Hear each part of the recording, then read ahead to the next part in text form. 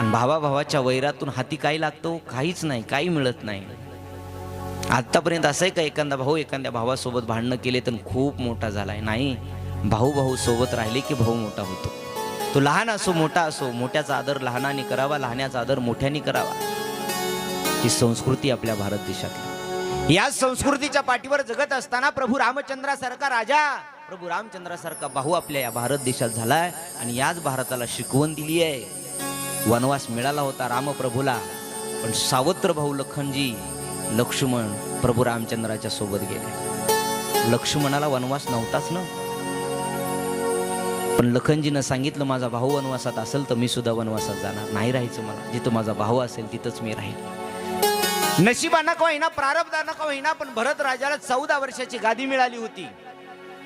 राजपद मिळालं होतं भरताला. राजा होणार होता अयोध्येचा भरत.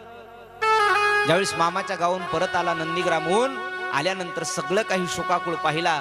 आपले वडील गेलेत पाहिले, कारण विचारलं तर कैकेयीनं वर मागून घेतले होते 2. एका वरानं प्रभूला वनवास आणि दुसऱ्या वरानं भरताला गादी. त्यावेळेस प्रभूचा भाऊ भरत सावत्र भाऊ होता, पण सावत्र भाऊ असताना कैकेयीला म्हणायला लागला माता नाहीस तू वैरीने आहेस. अगं तुला वाटलं तरी कसं असं माझा मोठा भाऊ असताना मी लहानानं राजगादीवर बसावं? आणि त्या भरतानं राजगादीचा त्याग केला. प्रभू रामचंद्राला परत आणण्याकरता चित्रकूट पर्यंत गेला आणि नाही परत आले प्रभू रामचंद्र. आपल्या परिवाराला डाग लागल, कुळाला डाग लागल, रघुवंशाला डाग लागल, दिलेलं वचन अपूर्ण राहील म्हणून प्रभू वनवासात राहिले. भरतानं खडावा आणल्या, चप्पल आणले, राजगादीवर अयोध्येच्या ठेवले आणि 14 वर्षे एका झोपडीत अयोध्या नगरीच्या बाहेर राहिला. ते बी प्रभू रामचंद्राचं म्हणणं ऐकून.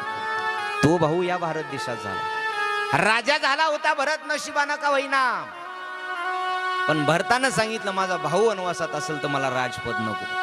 भावाची इच्छा म्हणून फक्त परत आलो. ते पादुका चरण चप्पल ठेवले हो राजगादीवर. 14 वर्ष राज्य केलं त्या भारत देशात. पण या धृतराष्ट्राने सांगितलं अरे तुला बोलावं तरी काय अश्वत्थामा, आम्हाला पदाची लालसा होती, आम्हाला सत्तेची लालसा होती, आम्हाला पैशाची हाव होती.